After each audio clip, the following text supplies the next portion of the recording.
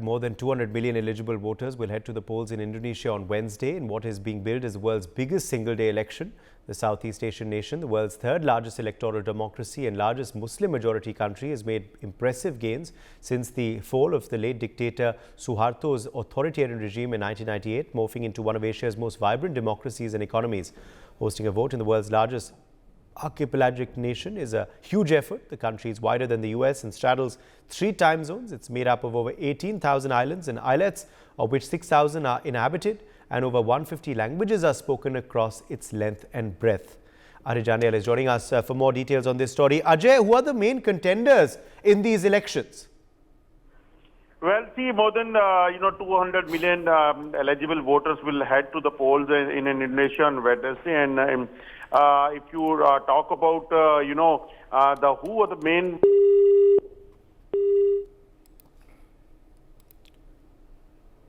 Ajay, can you hear me? Okay, I think we're having trouble there with Ajay's connection. Suresh Kumar Goel, a former diplomat, also joins us now live. Suresh Goel, what are your anticipations ahead of the voting in Indonesia tomorrow? Well, obviously, it's the largest election anywhere in the world, really, as your reporter said just now. You mentioned it's an important election. Indonesia is a very important member of ASEAN in Southeast Asia, secure in terms of both strategic dynamics and the security metrics. Relations between India and Indonesia are important, both for the Indo-Pacific policy construct as well as in terms of our own security considerations. Therefore, what happens in the elections tomorrow in Indonesia, and there are several candidates with mixed kind of the political background, whoever wins the election is going to be important for India's interactions with both ASEAN and India's positioning on Indo-Pacific. We have to wait for the results to come, but it's a very significant election from our own policy point of view.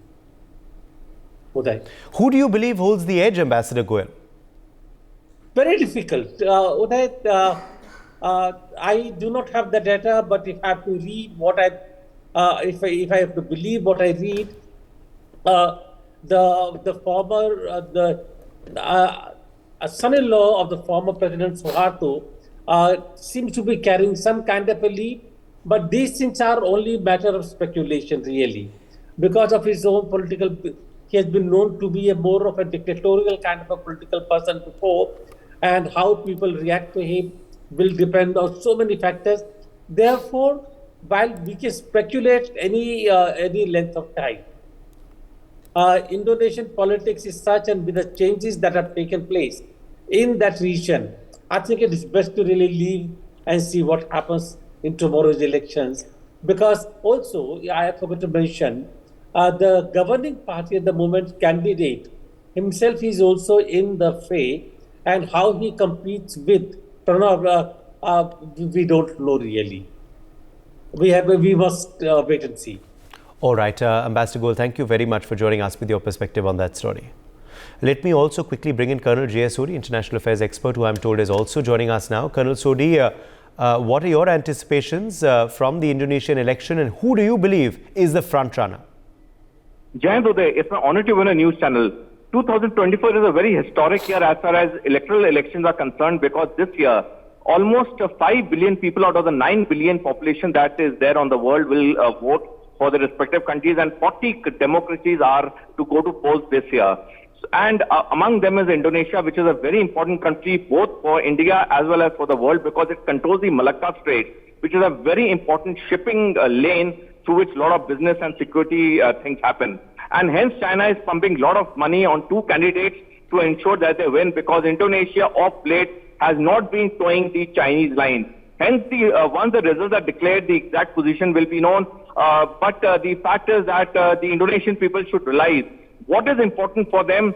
They should not get lured by money that is being offered by any party candidate or any country, because ultimately it is their sovereignty which will get dented and their independence can get affected. So tomorrow's election in Indonesia is very important from their own country's point of view too.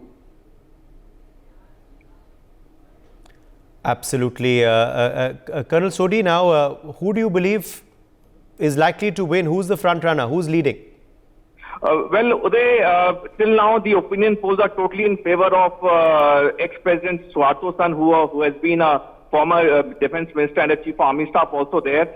And all the opinion polls are generally showing him to be winning. Though there have been some charges against him while he was in service, but they all have been negated by the public, who views him as a man who can pull Indonesia out of any trouble that it can land in. For more such videos, subscribe to the NewsX YouTube channel, hit the bell icon.